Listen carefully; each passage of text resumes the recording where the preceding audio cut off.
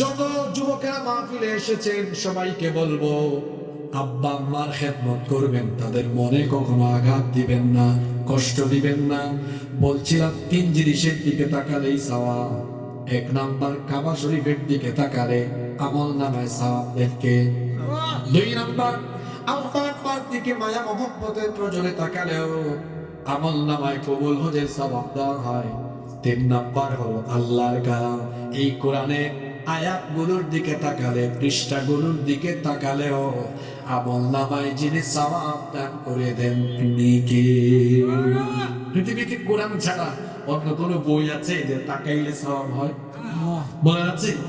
তাকালে যেমন সওয়াব, তিলাওয়াতেও সওয়াব। মা বোনরা যারা মহিলা প্যান্ডেল থেকে শুনছেন, আপনাদেরকেও বলছি, সবাইকে কথাটা বলছি, প্রতিদিন সকালবেলা কোরআন তেলাওয়াতের মাধ্যমে দিন শুরু করবেন। দেখবেন গোটা দিনের সকল কাজে বরকত যিনি ঢেলে দিবেন তিনি কে? কখনো টেনশনে থাকলে, দুশ্চিন্তাগ্রস্ত হয়ে গেলে, মন খারাপ থাকলে ওযু করে সঙ্গে সঙ্গে কোরআন তেলাওয়াতে বসে যাবেন। কারণ কোরআনের তেলাওয়াত করলে মনের সকল অশান্তি, মনের সকল বেদনা দূর করে প্রশান্তি এবং রহমত যিনি দান করে দিবেন তিনি কে? আর কোরআন তেলাওয়াতে এত ফজিলত, আল্লাহ নবী বলেছেন, মান করা হারফাম মিন কিতাবিল্লাহ ফালাহু বিহি হাসানাহ ওয়াল হাসানাতু বিআশরি আমসালিহা। আল্লাহ নবী বলেছেন, যেই ব্যক্তি আল্লাহর কালাম এই কোরআন থেকে একটা অক্ষর করে, প্রতিটা অক্ষরে অক্ষরে আমল নামায় 10টা করে নেকি যিনি দান করে দিবেন তিনি কে? তেলাওয়াতে সওয়াব, শুনলে সওয়াব, মানলেও ফায়দা আছে না নাই? আরো জোরে বলেন, আছে না নাই? নাম্বার 10 নম্বর, এটি এমন এক কিতাব, এই কিতাব মানুষকে আকর্ষিত করে, এই কিতাবে ছায়াতলে যারা চলে আসে তারা সোজা পথ পেয়ে যান। সোজা পথ তাদেরকে দেখায় দেন কে? Number 11 number. আপনাদের কষ্ট হয়ে যাচ্ছে নাকি? আমরা যখন খাবার খাই, কোন অংশটা বেশি মজা, শুরুরটা না শেষেরটা? কথা বুঝেন নাই? ওই যে খাবার দাবার খাই, দেখবেন সব খাবারের একটা ফ্লেভার বা নির্যাস শেষে থাকে, চেটে পুটে এই জন্য। একটা প্লেটে খাবার খেতে শেষের খাবারটা যেমন মজা হবে, মনে রাখবেন একটা আলোচনার নির্যাস, ফ্লেভার, মেসেজ, বার্তা আলোচনার শেষে থাকে। কথা বুঝতে পেরেছেন? এই জন্য অধৈর্য হবেন। আমরা সবাই একসাথে মোনাজাত করে উঠবো, জোরে বলে ইনশাআল্লাহ।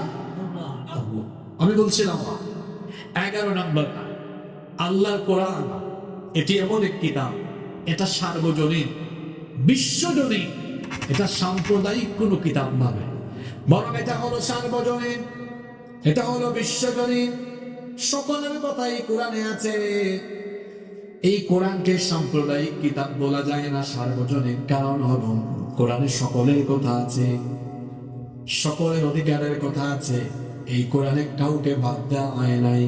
আল্লাহর পরিচয় হলো তিনি রব্বিল আলামিন, নবীর পরিচয় হলো তিনি রাহমাতাল লিল আলামিন। ঠিক তেমনি ভাবে কোরআনের পরিচয় হলো ইন হুয়া ইল্লা যিকরুল লিল আলামিন। কি চমৎকার মিল দেখেন, রব্বিল আলামিন, রাহমাতাল লিল আলামিন, যিকরুল লিল আলামিন। আল্লাহ হলেন সবার রব, তেমনি রাসূল হলেন সবার রাসূল। কোরআন হলো সকলের জন্য। হিন্দু, বৌদ্ধ, খ্রিস্টান, যত ধর্ম বর্ণের মানুষ আছে, অর্থাৎ সকলের অধিকারের কথা কোরআনের ভেতরে আছে না নাই? বলেন হুজুর কেমনে আছে? আল্লাহ কোরআনে বলেছেন, কোন মুসলিমকে কিংবা তার কোন বিধর্মের কোন উপাস্যকে গালি দিও না, তার উপাসনালয়ে হামলা চালিও না, তার উপরে জুলুম করো না, তাদের উপর কোনোভাবে কোনো ধরনের নিপীড়ন করো না। এমন কথা বলেন তো কোরআনের ভেতরে আছে না নাই? আর জোরে বলেন, আছে না নাই? তাহলে যেই কোরআনে সকলের অধিকারের কথা আছে, সেই কোরআন যদি শুধু ওয়াজ মাহফিলে, মসজিদ, মাদ্রাসায় না থেকে এটা যদি রাষ্ট্র পরিচালনার জায়গায় থাকে, সকল মানুষ তার অধিকার পাবে কি পাবে না? যদি বলতে হবে পাবে কি পাবে না? আমাদের পাশের দেশ থেকে মাঝে মাঝে ওই যে আগুন লাগলে যেমন কেরোসিন দিলে আগুন আরো বাড়ে, আমাদের পাশের দেশ থেকে মাঝে মাঝে তারা এমন এমন কথা বলে যেন এই দেশে বিশৃঙ্খলা আরো বাড়ে। দেখেন না মাঝে মাঝে বলে কয় বাংলাদেশে মৌলবাদের উত্থান হচ্ছে, জঙ্গিবাদের উত্থান হচ্ছে। এক্ষেত্রে বলে রাখি, জঙ্গিবাদের সাথে ইসলামের কি কোনো সম্পর্ক আছে? কোনো সম্পর্ক নাই। ইসলাম তো সন্ত্রাসবাদে, উগ্রবাদে বিশ্বাসী নয়, বরং পৃথিবীতে মুসলমানরা প্রমাণ করেছে তারাই হচ্ছে পৃথিবীর সবচেয়ে শান্তিকামী জাতি। তারা আমাদেরকে বলে যে বাংলাদেশে যদি কোরআন প্রতিষ্ঠা হয়ে যায় তাহলে হিন্দু, বৌদ্ধ, খ্রিস্টান বা অমুসলিমদের 12টা বেজে যাবে। আমরা বলবো নিজের চরকায় তেল দাও। তোমরা জাতি হিসাবে কেমন তা পৃথিবীর মানুষ জানে। তোমরা তো আমাদের রাম মন্দির দখল, তোমরা তো আমাদের বাবরি মসজিদ দখল করে রাম মন্দির বানিয়ে গোটা পৃথিবীর 200 কোটি মুসলমানদের কলিজায় আগুন লাগাইয়া দিয়েছিল।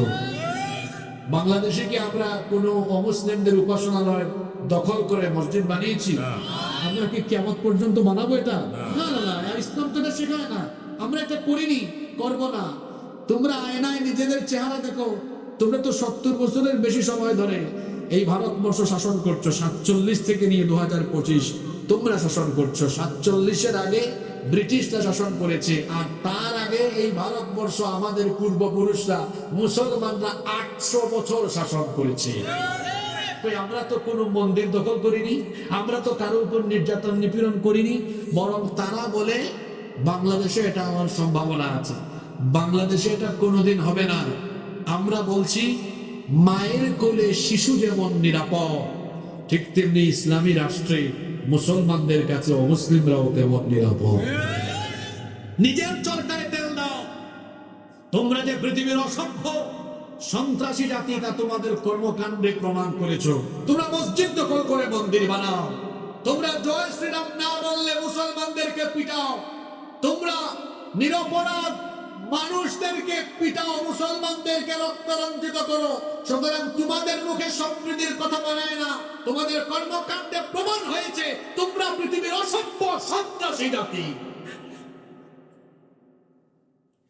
সম্মানিত ভাইরা, বলছিলাম কোরআনের 11 নম্বর স্পেশালিটি, এটা সার্বজনীন, বিশ্বজনীন। নাম্বার 12 নম্বর, এটা এমন এক কিতাব, এই কিতাবের জন্য এই কিতাবের অনুসারীরা জীবন পর্যন্ত বিলিয়ে দিতে কুণ্ঠাবোধ করে না। আপনাদেরকে যদি বলা হয় কোরআনের জন্য জীবন দিতে পারবেন কিনা, আপনারা প্রস্তুত আছেন না? নাই? দেখেন হাত এমনি উঠে গেছে। আল্লাহ সবার হাত কবুল করেন, হাতগুলো নামান। তবে একটা কথা আমি এখানে বলি, আমার কথা কি কষ্ট পাবেন? এখানে অনেক যুবক ভাইদেরকে আমি দেখতে পাচ্ছি, যদিও শীত, কিন্তু কথা বললে মানুষ একটু ঘামান। এই যে আমি একটু ঘামাচ্ছি, একটু একটু, এই যে আমার শরীর থেকে ঘাম বেরোচ্ছে। আমাকে তো আব্বা ডাকলেও তার সামনে পিছে আমারে ঘুরাইয়া আমার শরীরের ঘাম সে বের করতে পারবে না, কারণ আমার শরীরের প্রতি ফুটা ঘাম মূল্যবান। আমার তারুণ্য, যৌবন, এটা কারো চামচামিতে আমি বিসর্জন করতে পারবো না।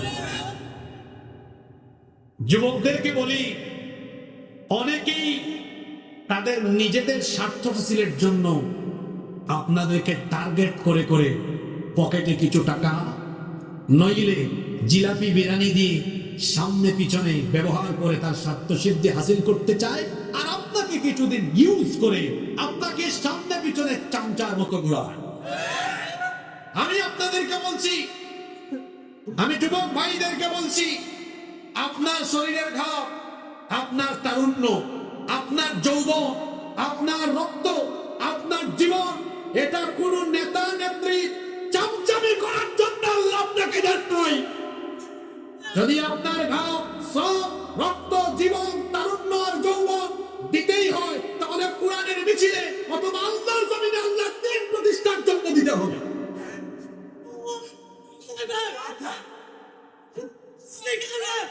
কোথায় দৌড়াও? একটু বুঝে শুনে দৌড়াইও। ইউ হ্যাভ টু পার্সোনালিটি, তোমার ব্যক্তিত্ব থাকা দরকার। গায়রতওয়ালা হও, বি এ প্রেস্টিজিয়াস পারসন, ব্যক্তিত্ববান হও। তোমাদেরকে দেখলে কষ্ট পাই। তোমরা কলেজ ইউনিভার্সিটিতে বড় পড়ালেখায় মনোযোগী হয়ে স্বপ্ন দেখবা পৃথিবীর সেরা সেরা বিশ্ববিদ্যালয়ে গিয়ে পড়ালেখা করবা। তোমাদের স্বপ্ন থাকা উচিত তোমাদের মা বাবা তোমাদেরকে সকালবেলা কুয়াশাচ্ছন্ন মাঠে কষ্ট করে করে পড়ালেখা করায়। তোমাদের স্বপ্ন থাকা উচিত যে তোমরা হার্ভার্ডে, ক্যামব্রিজে, অক্সফোর্ডে, টেক্সাসে যাবা, পড়ালেখা করে যোগ্যতা বাড়িয়ে পৃথিবীকে নেতৃত্ব দেওয়া সক্ষমতা অর্জন করবে। তুমি সেই চিন্তায় বিভোর না হয়ে তুমি কারো স্বার্থ সিদ্ধির জন্য চামচামি করো। তোমার জন্য আমার আফসোস হয়। তুমি কেন মানুষের পিছনে ঘুরো? তুমি নিজেকে এমন যোগ্যতায় নিয়ে যাও যাতে সারা পৃথিবী তোমার পিছনে ঘুরে। আমার দেশের কলেজ ইউনিভার্সিটিগুলোর অবস্থা দেখেছেন? পড়ালেখায় নাই না, পড়ালেখা বাদ দিয়ে আছে চামচামিতে ব্যস্ত। আমার মনে হয় আমি আপনাদেরকে বোঝাতে পেরেছি। সব কথা ভেঙে বলা যাবে না, কিছু কথা বুঝে নিতে হবে। তুমি কেন চামচামি করো? তোমার এই বয়স কি চামচামির বয়স? লজ্জা করে না তোমার? তোমার শরীরের ঘাম আরেকজন ব্যবহার করে তুমি ইউজ হচ্ছ কেন? সৎ সঙ্গে স্বর্গবাস, অসৎ সঙ্গে। এজন্য কথাটা শুরু করছিলাম এভাবে আমারে আব্বা ডাকলেও নিতে পারবেন। আমি তোমার মতো নই, আমারে আব্বা ডাকলেও নিতে পারবেন না, কারণ আমি কারো কাছে ইউজড হতে পারবো না। তোমারে নিয়ে যায় কেন? বলছিলাম সৎ সঙ্গে স্বর্গবাস, অসৎ সঙ্গে। এক লোক ঢুকেছে আতরের দোকানে, আতর কিনে নাই, কিন্তু 10-15 মিনিট আতরের দোকানে ছিল। বের হওয়ার পরে তার শরীরে আতরের গন্ধ হবে কি হবে না? আরেক লোক বিড়ি সিগারেট খায় না, কিন্তু ভুল করে এক বিড়ি ঘুরের সাথে হাত মিলেছে, তার হাতে বিড়ির গন্ধ হবে কি হবে না? কথাটা কেন বলছি জানেন? আতরের দোকানে ঢুকলে শরীরে আতরের গ্রাণ হয়, বিড়ি ঘুরের সাথে থাকলে বিড়ির গ্রাণ হয়। ঠিক তেমনি ভাবে নামাজির সাথে থাকলে, আলেম উলামার সাথে থাকলে এদের সুহবতে ভালো মানুষ হয়। খারাপ লোকের সাথে গেলে খারাপ মানুষ। এজন্য যুবক তরুণ ভাইদেরকে বলবো, যদি কারো সাথে থাকতেই হয় তাহলে যারা নবীর সুন্নাহ অনুসরণ করে আলেম উলামার সাথী হও, আলেমদের সাথে থাকো, জান্নাতের পথ আল্লাহ দেখায় দিবেন। আলেমদেরকে বন্ধু বানাও। ওই যে একটা কথা আছে না, আমরা বলি হয় আলেম হও, নইলে আলেমের ছাত্র হও, নইলে আলেমের খাদেম হও। যুবক ভাইদেরকে বলছি, কষ্ট লাগে আপনাদেরকে দেখলে, খবরদার নিজের যৌবন আজে বাজে জায়গা বিসর্জন দিবেন না। Keep in your mind, youth is not a gift given by your leader. যৌবন আপনার নেতার দেওয়া গিফট নয়। এই যৌবন দিয়েছেন কে? আল্লাহ আমাকে যৌবন দিয়েছেন। আমি কেন অন্যথায় আমার যৌবনকে বিলীন করব? আমার যৌবন যদি দিতেই হয় আল্লাহর জমিনে আল্লাহর কোরআনে কাজ কায়েমে উৎসর্গ করে দিব। আল্লাহ কবুল করেন। আল্লাহ এই পথ হারা যুবকদেরকে তুমি সঠিক পথ দেখাও। নাম্বার 14, 14 নাম্বার, কোরআন এটি এমন এক কিতাব, এর ইফেক্টিভনেস, কার্যকারিতা, চাহিদা কিয়ামত পর্যন্ত ফুরাবে না। সুবহানাল্লাহ পড়বেন না? আচ্ছা, বিজ্ঞানের যুগে কোরআন কি অচল হয়ে গিয়েছে নাকি? এই যুগে কোরআনের চাহিদা কি শেষ? কোরআন সব যুগে সচল এবং এটা আপডেটেড। সুবহানাল্লাহ। বহু কষ্ট দিয়েছি আপনাদেরকে। শেষ পয়েন্ট এটা রেখেছি এমন যে বলছিলাম খাবারের শেষটা যেমন মজা, আজকের আলোচনার শেষ পয়েন্টটাও এরকম সবচেয়ে আকর্ষণীয়, এবং এই পয়েন্টে আজকের গোটা আলোচনার বার্তা রয়েছে। আপনারা কি 7-8 মিনিট ধৈর্য ধরে থাকতে পারবে? সব মিলাইয়া মোনাজাত সহ আমরা 12-14 মিনিট থাকবো। আপনারা ধৈর্য ধরে থাকবেন তো? শোনেন তাহলে। মাশাআল্লাহ, ঠিক আছে, শুকরিয়া। 15 নম্বর, আল্লাহর কালাম এটি এমন এক কিতাব, এটি এমন এক কিতাব, it's the problem solving methodology. এটা হলো সকল সমস্যার সমাধানকারী কিতাব। সব সমস্যার সমাধান কোরআনে আছে না নেই? সমাধান চাও যদি জীবনে মরণে, ফিরে যাও খুঁজে নাও চোখ রাখো কোরআনে, তবেই পাবে সুখ শান্তির ঠিকানা, তবেই পাবে সুখ শান্তির ঠিকানা, যদি মেনে নাও তুমি মনে প্রাণে সমাধান। সমাধান চাও যদি জীবনে মরণে, ফিরে যাও খুঁজে নাও চোখ রাখো কোরআনে। If you want a solution in here and hereafter, go back, have a look on the Holy Quran. সব সমস্যার সমাধান কোরআনে আছে না নাই? কি করে আপনার ব্যক্তি জীবন চালাবেন কোরআনে আছে না নাই? জোরে বলতে হবে আছে না নাই? কি করে এই সমাজটা চলবে এই সমাধান কোরআনে আছে না নাই? কি করে আদালত চলবে ফৌজদারি দেওয়ানি বিধান কোরআনে আছে না নাই? আপনাদের কি মনে হয়, সন্দেহ হচ্ছে আছে? আচ্ছা বলেন তো, যদি বিচার ফয়সালা কোরআন দিয়ে হয়, এটাতে আপনাদের লাভ বেশি না লস বেশি? আপনাদের দেশের আদালতে আল্লাহর আইন চলে না মানুষের আইন চলে? 54 বছর ধরে যে মানুষের আইন চলছে, এতে আপনারা কতটুকু লাভবান হয়েছেন আমি আপনাদেরকে বলি। এই 54 বছরের মধ্যে 32 বছর 2 জন নারী দেশ পরিচালনা করেছেন, বাকি 22 বছর কয়েকজন পুরুষ মিলে পরিচালনা করেছেন। তাহলে সিস্টেম বলে পুরুষরা নারীদের থেকে এগিয়ে না পিছিয়ে? কথা বুঝেন নাই? আচ্ছা, এটা কোরআনের মাহফিল, এখানে আমরা রাজনৈতিক কোনো আলাপ করতে চাই না, আমরা আমাদের নিজেদের কিছু ফায়দার কথা এখানে শুনতে চাই।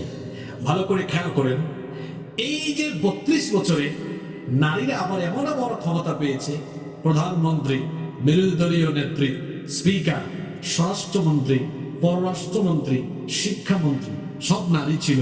বলেন তো আপনারা ছিল কি ছিল না? তো 32 বছর যে নারীরা এত পাওয়ার এত ক্ষমতা তাদের কাছে ছিল, তারা কি এই দেশের নারী নির্যাতন নিপীড়ন ধর্ষণ বন্ধ করতে পেরেছে? এই 32-এর সাথে পুরুষ মানুষের আরো 22 বছর মিলাইলাম, 54 বছর ধরে তারা শাসন করে এদেশের নারী নির্যাতন নিপীড়ন ধর্ষণ কি কমাতে পেরেছে? আদালতে আল্লাহর আইন না মানুষের আইন?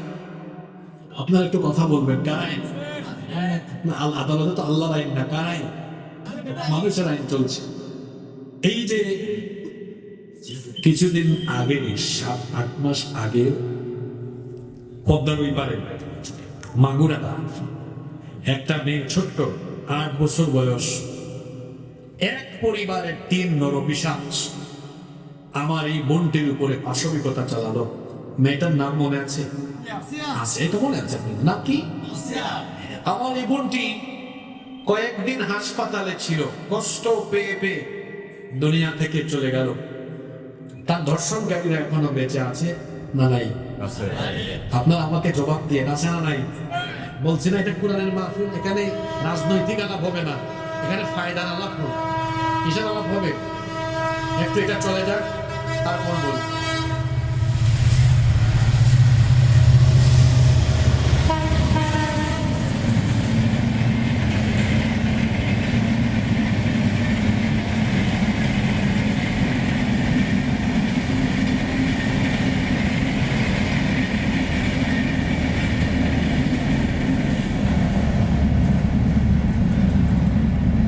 আচ্ছা, এবার বলেন দেখি তার ধর্ষণকারীরা এখনো বেঁচে আছে না নাই?